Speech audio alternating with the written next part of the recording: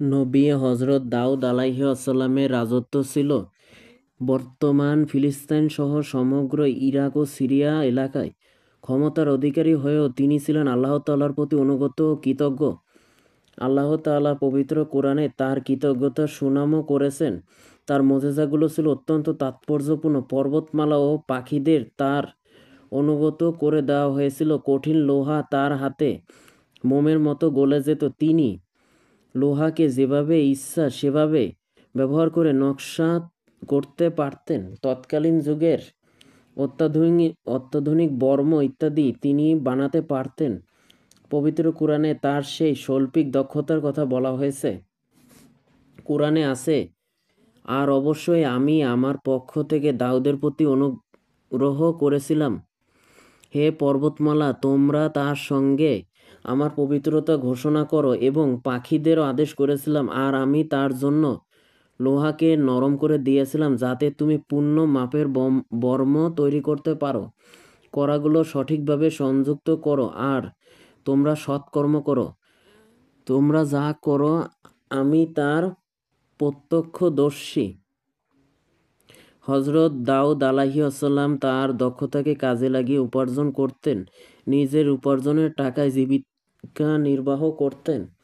রাষ্ট্রীয় কোষাগার থেকে নিজের ভরণ পোষণের জন্য কিছুই নিতেন না।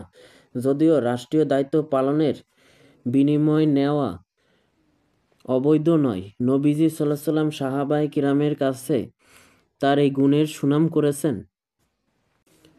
মিকদাম রাদিয়াল্লাহু তাআলা সূত্রে পাওয়া একটি হাদিসে আছে, নবী সাল্লাল্লাহু আলাইহি সাল্লাম বলেন, নিজ হাতে উপার্জিত খাদ্যের চেয়ে উত্তম খাদ্য কখনো কেউ খায় না।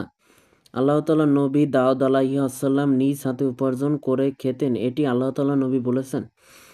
আল্লাহ হযরত দাউদ আলাইহিসসালামের প্রতি তার অনুগ্রহের কথা উল্লেখ করে কোরআনে আছে, আমরা দাউদের প্রতি আমাদের পক্ষ থেকে অনুগ্রহ প্রদান করেছিলাম এই মর্মে, হে পর্বতমালা, তোমরা দাউদের সঙ্গে আমার পবিত্রতা মহিমা ঘোষণা করো, এবং নির্দেশ করেছিলাম পাখিদেরও।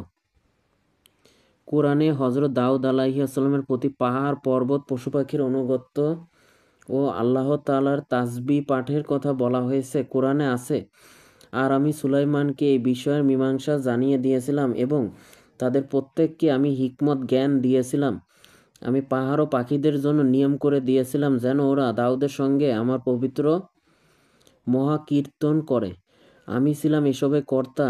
আমি তাকে তোমাদের জন্য বর্ম তৈরি করে শিখিয়েছিলাম, যা যুদ্ধে তোমাদেরকে রক্ষা করে। সুতরাং তোমরা কি হবে না কৃতজ্ঞ হবে না?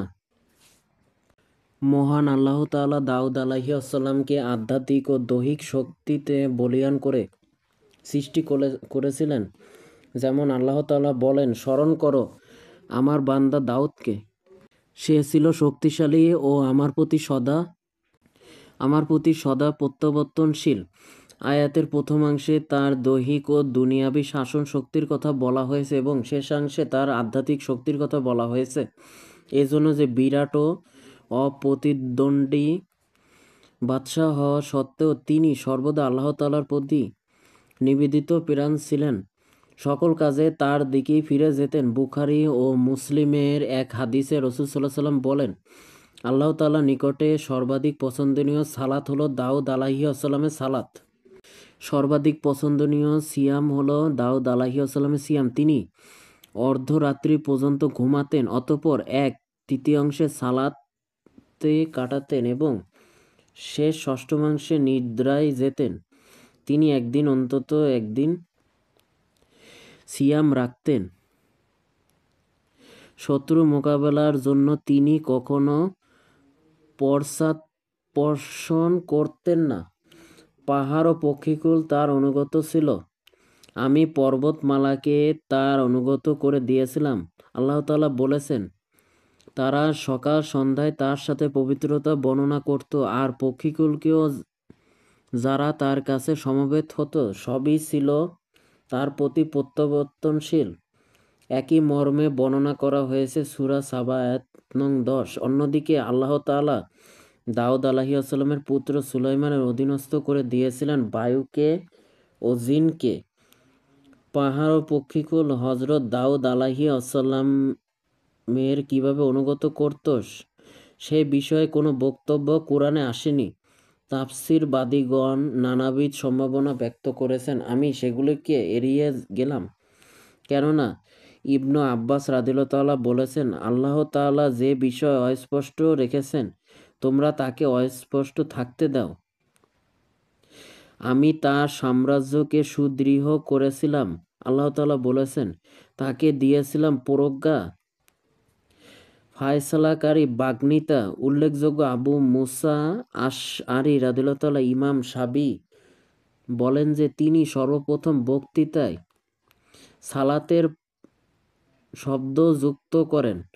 পূর্বেই আমরা বলেছি যে তার ওই সাম্রাজ্য ছিল শাম ইরাকব্যাপী, যা আধুনিক সিরিয়া, লেবানন, জর্ডান, ফিলিস্তিন ও ইরাককে শামিল করে। আল্লাহ তাআলা বলেন, হে দাউদ, আমি তোমাকে পৃথিবীর খলিফা করেছি, অতঃপর তুমি মানুষের মাঝে ন্যায়সম্মত ফয়সালা করো এবং খেয়াল খুশির অনুসরণ করো না, তাহলে তা তোমাকে আল্লাহ তাআলার পথ হতে বিচ্যুত করবে। নিশ্চয়ই যারা আল্লাহ তাআলার পথ হতে বিচ্যুত হয় তাদের জন্য রয়েছে কঠিন শাস্তি, এ কারণে যে তারা হিসাব দিবসে ভুলে যায়। লোহাকে আল্লাহ তাআলা তার জন্য নরম করে দিয়েছিলেন, যেমন আল্লাহ তাআলা বলেন, আমি তার জন্য লোহাকে নরম করে দিয়েছিলাম এবং তাকে বলেছিলাম প্রশস্ত বর্ম তৈরি করো ও কড়াসমূহ যথাযথভাবে সংযুক্ত করো এবং তোমরা সৎ কর্ম সম্পাদন করো। তোমরা যা কিছু করো তা আমি দেখে থাকি। উল্লেখ্য যে হযরত দাউদ আলাইহিসসালাম একজন দক্ষ কর্মকার ছিলেন। বিশেষ করে শত্রু মোকাবেলার জন্য উন্নত মানের বর্ম নির্মাণে তিনি ছিলেন একজন কৌশলী কারিগর, যা বিক্রি করে তিনি সংসার যাত্রা নির্বাহ করতেন। রাষ্ট্রীয় কোষাগার থেকে তিনি নিজের ভরণ পোষণের জন্য কিছুই নিতেন না, যদিও সেটা নেওয়া কোনো দোষের ছিল না। এখানে লোহাকে বাস্তবে মোমের মতো নরম করার প্রসঙ্গে অর্থ নিলে সেটা হবে তার জন্য মোজেজা স্বরূপ, যা মোটেই অসম্ভব নয়। অবশ্য নরম করে দেওয়ার অর্থ লোহাকে সহজে ইচ্ছামতো রূপ দেওয়ার ও উন্নত মানের নির্মাণ কৌশল শিক্ষাদানও হতে পারে। যেমন আল্লাহ তাআলা বলেছেন, আর আমি তাকে তোমাদের জন্য বর্ম নির্মাণ কৌশল শিক্ষা দিয়েছিলাম যাতে তা যুদ্ধের সময় তোমাদেরকে রক্ষা করে। অতঃপর তোমরা কি কৃতজ্ঞ হবে? ইতিহাস থেকে জানা যায় যে ভারতবর্ষের বাদশাহ আওরঙ্গজেব নিজ হাতে টুপি সেলাই করে তা বাজারে বিক্রি করে জীবিকা নির্বাহ করতেন, রাষ্ট্রীয় কোষাগার থেকে কিছুই নিতেন না। বস্তুত নবী রাসূলগণই ছিলেন সকল উন্নত চরিত্রের পথিকৃৎ।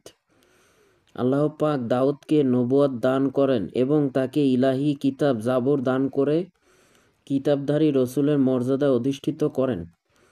যেমন তিনি বলেন, আমি দাউদকে জাবুর প্রদান করেছিলাম। হযরত দাউদ আলাইহিসসালাম যে আল্লাহ তাআলা অতুলনীয় সাম্রাজ্য দান করেছিলেন সেটা যেন জাবুরে ভবিষ্যৎবাণীর বাস্তব রূপ, কেননা জাবুরে আল্লাহ তার সৎকর্মশীল বান্দাদেরকে পৃথিবীর অধিকারী হওয়ার সুসংবাদ দিয়েছেন। যেমন আল্লাহ তাআলা বলেছেন, আমি বিভিন্ন উপদেশের পর জাবুরে একথা লিখে দিয়েছি যে আমার সৎ কর্মশীল বান্দাগণ অবশেষে পৃথিবীর উত্তরাধিকারী হবে। সূরা আম্বিয়া আয়াত নং 21 থেকে 105।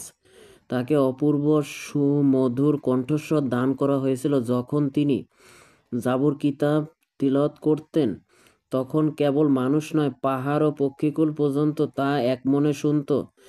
এদিকে ইঙ্গিত করে আল্লাহ তাআলা বলেন, আমি দাউদের প্রতি তোমাদের পক্ষ হতে অনুগ্রহ প্রদান করেছিলাম এই মর্মে আদেশ দান করে, হে পর্বতমালা, তোমরা দাউদের সাথে বারবার তসবিহ সমূহ আবৃত করো এবং পক্ষীকুলকেও।